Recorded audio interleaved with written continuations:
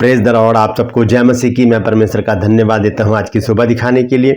एक और दिन परमेश्वर ने हम सबके जीवन में जोड़ दिया। हम परमेश्वर को कोटि कोटि धन्यवाद दें। एक नया संदेश लेकर मैं आपका दोस्त पास्टर राज मैसी आपके सम्मुख उपस्थित हूं। और आज का संदेश जो है वो प्रकाशित वाक्य से है। 1 अध्याय के 4 पद में 7 आत्माओं का जिक्र है। ये क्या रहस्य है और कौन सी है ये 7 आत्माएं जिसका जिक्र प्रकाशित वाक्य 1 अध्याय के 4 पद में किया गया है। तो बने रहिएगा मेरे साथ। बहुत ही अच्छा संदेश है समझ को बढ़ाने के लिए और बाइबल के भेद समझने के लिए। तो पूरा संदेश सुनिए और इसे शेयर भी कीजिए। ज़्यादा बड़ा संदेश नहीं है, ज़्यादा बड़ा वीडियो नहीं है, छोटा सा वीडियो है।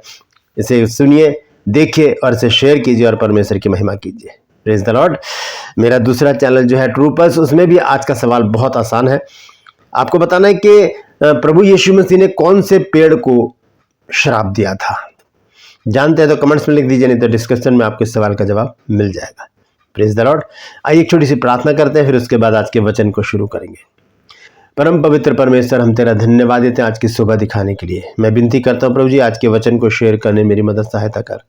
मेरे होठों को, मेरे दिल दिमाग को छूकर ब्लेस कर। मेरी आत्मा और मेरा शरीर तेरे ही कब्जे में रहे, ताकि बोलने वाला मनुष्य नहीं बल्कि तेरा आत्मा हो।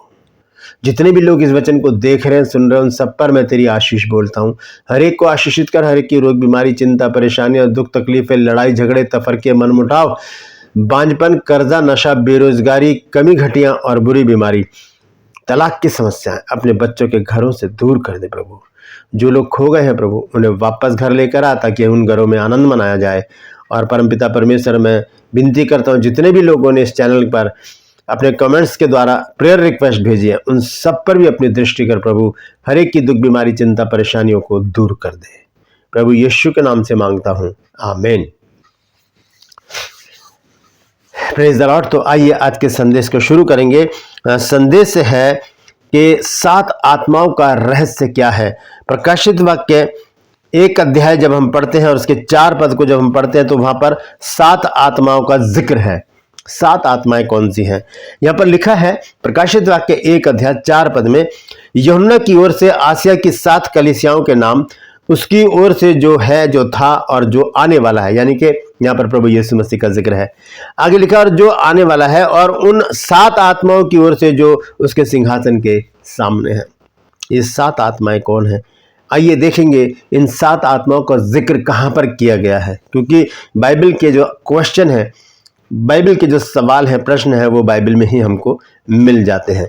तो हम देखते हैं कि यहाँ पर 7 आत्माओं का जिक्र किया गया है।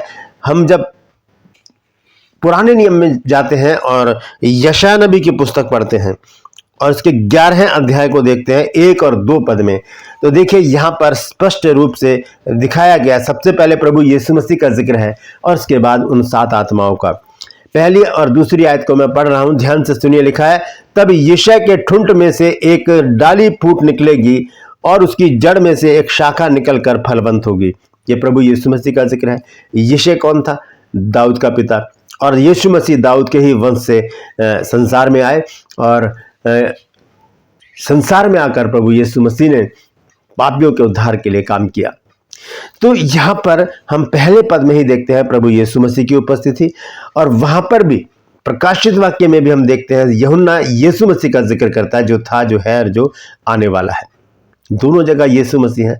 फिर दोनों जगह 7 आत्माओं का जिक्र है। हम जब दूसरा पद पढ़ते हैं यशायाह नबी की पुस्तक 11वें अध्याय उसके दूसरे पद में, तो देखिए यहां पर क्या लिखा है।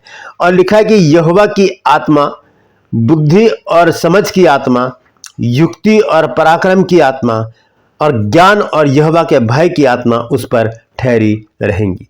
यहां पर दोस्तों 7 आत्माओं का जिक्र है।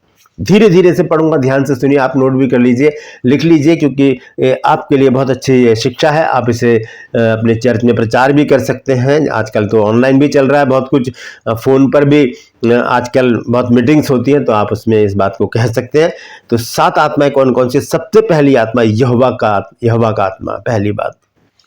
दूसरा बुद्धि की आत्मा, तीसरी है समझ की आत्मा, चौथी है युक्ति की आत्मा, और 5वीं है पराक्रम की आत्मा, और 6ठी है ज्ञान की आत्मा, और 7वीं आत्मा कौन सी है?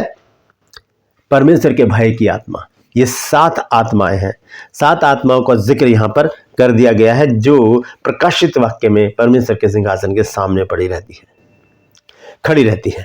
तो इनका जिक्र मैं इसलिए कर रहा हूं क्योंकि परमेश्वर इन्हीं को लोगों को बांटता है। आप निर्गमन में जब हम देखते हैं, बसलेल एक व्यक्ति है जिसको परमेश्वर ने ये चीज दी थी। आइए देखेंगे निर्गमन की पुस्तक 31 अध्याय और उसके पहले पद से अगर हम पढ़ें तो यहां पर लिखा है कि फिर यहोवा ने मूसा से कहा, सुन, मैं उरी के पुत्र बसलेल को जो हूर का पोता और यहूदा के गोत्र का है नाम लेकर बुलाता हूं। फिर आगे लिखा है, और मैं उसको परमेश्वर की आत्मा से जो बुद्धि और प्रवीणता, ज्ञान और सब प्रकार के कार्यों की समझ देने वाली आत्मा है परिपूर्ण करता हूं।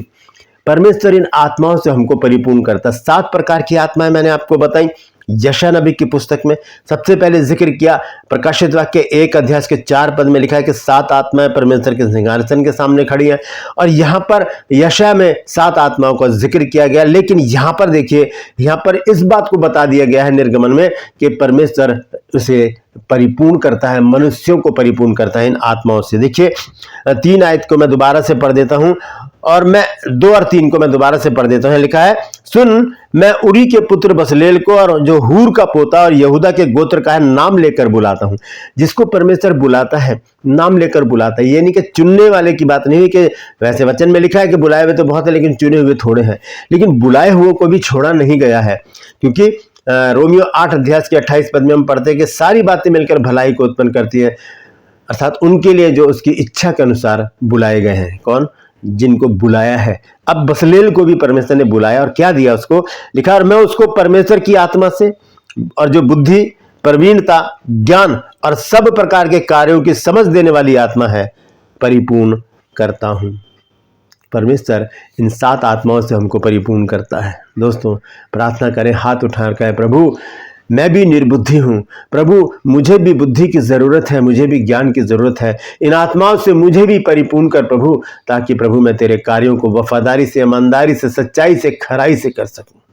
परमपिता परमेश्वर, हम जानते हैं प्रभु जी इन 7 आत्माओं की जरूरत हम सबको है प्रभु।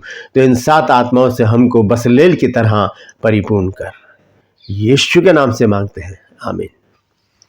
ये छोटी सी प्रार्थना कीजिए, परमेश्वर इन आत्माओं से आपको परिपूर्ण जरूर करेंगे।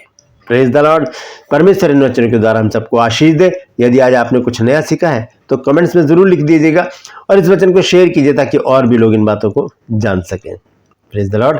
ट्रू पल्स में आज का सवाल है कि प्रभु यीशु मसीह ने किस फल के पेड़ को, यानी कि किस पेड़ को श्राप दिया था? जानते हैं तो कमेंट्स में लिख दीजिए, नहीं तो डिस्क्रिप्शन में आपको इस सवाल का जवाब मिल जाएगा। आपसे गुजारिश करता हूं मेरे इन चैनल्स को सब्सक्राइब कीजिए, बेल आइकन को दबाइए ताकि नोटिफिकेशन आपके पास पहुंचे, नया वीडियो, नई जानकारी बिना व्यवधान के आपके पास पहुंच जाए। मेरे वीडियोस को लाइक कीजिए और शेयर कीजिए, कमेंट्स बॉक्स में आकर मुझसे जरूर बातचीत कीजिए।